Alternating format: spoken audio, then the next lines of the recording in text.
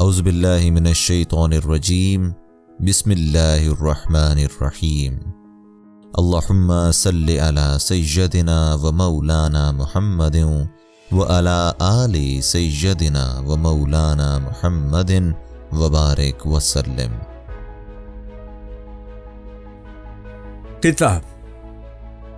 کل ایک شوریدہ خوابگاہ نبی پہ رو رو کے کہہ رہا تھا کہ مصر و ہندوستان کے مسلم بنائے ملت مٹا رہے ہیں۔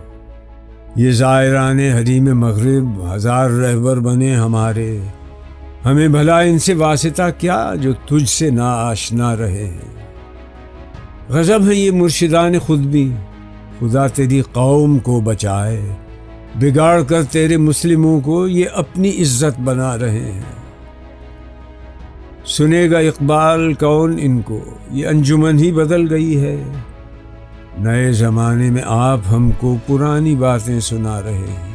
معنی: شوریدہ، دیوانہ، بنائے ملت، ملت کی بنیاد، مرشدان خود بھی، صرف اپنی عزت اور منافع پر نظر رکھنے والے۔ مطلب زیر تشریح قطع یوں تو محض 4 اشعار پر مشتمل ہے، تاہم ان اشعار میں اقبال نے ایک ایسا نقطہ بیان کیا ہے جس کو ان کی فکر کے حوالے سے ہی دیکھا جا سکتا ہے۔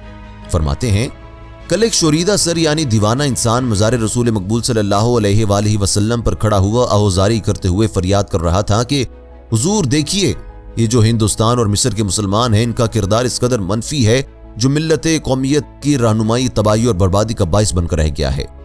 یہ مغربی تہذیب و تمدن پر ایمان رکھنے والے لوگ ہمارے رہنما بننے کی کتنی بھی کوشش کریں، وہ ہمارے راہبر اس لیے نہیں بن سکتے کہ آپ صلی اللہ علیہ وآلہ وسلم کی تعلیمات سے بے بہرہ ہیں۔ یہ لوگ تو اپنے ذاتی مفاد کی خاطر خود ساختہ رہنما بنے بیٹھے ہیں، اور خداوند تعالیٰ قوم کو ان کے کردار سے بچائے کہ یہ لوگ مسلمانوں کو صحیح راہ سے بھٹکا کر محض اپنے وقار کو بلند کرنے میں سرگرداں ہیں۔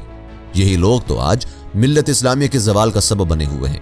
آخر اس شعر میں اقبال اپنے نظریات کے حوالے سے بات کرتے ہوئے کہتے ہیں کہ اب تو زمانہ بدل گیا ہے، تہذیب بدل گئی ہے، اور تم ہو کہ اپنی شاعری کے حوالے سے پرانی باتیں دہرا رہے ہو۔